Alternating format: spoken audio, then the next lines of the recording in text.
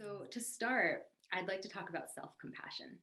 Yes, let's do that. Yeah, I would invite you to forgive your human imperfections and practice Mm, self-compassion as you build and strengthen the muscles required for healthy relationships. This is health.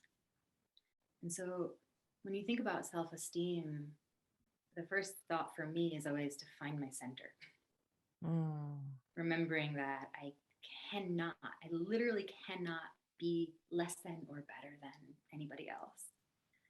That we're all working with what we've got, right? And I like to think that we're all doing the best we can with the circumstances that we've been given. You might need to remind yourself more to hold yourself in warm regard despite your human imperfections. To say to yourself, I am enough and I matter.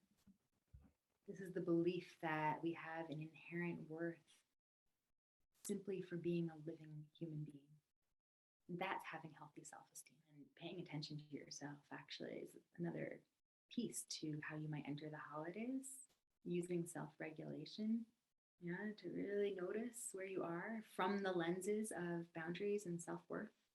And mm. if you'll be with your relatives for the holidays, I think it's important to actually go back and forth between paying attention to self and then zooming out and paying attention to the regulation of the whole family system.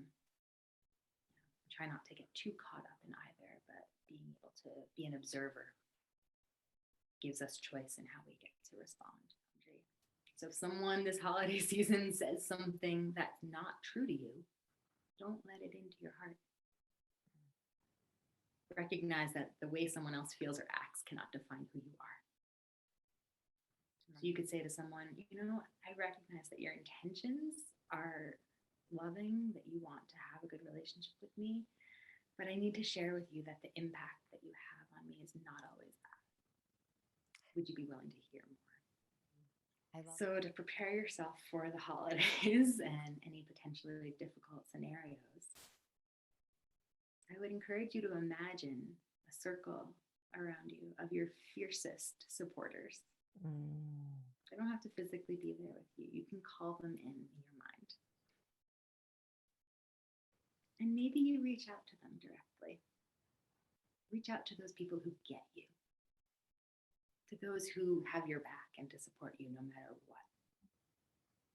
Maybe you'll reach out to those people who might have a similar situation or family dynamic.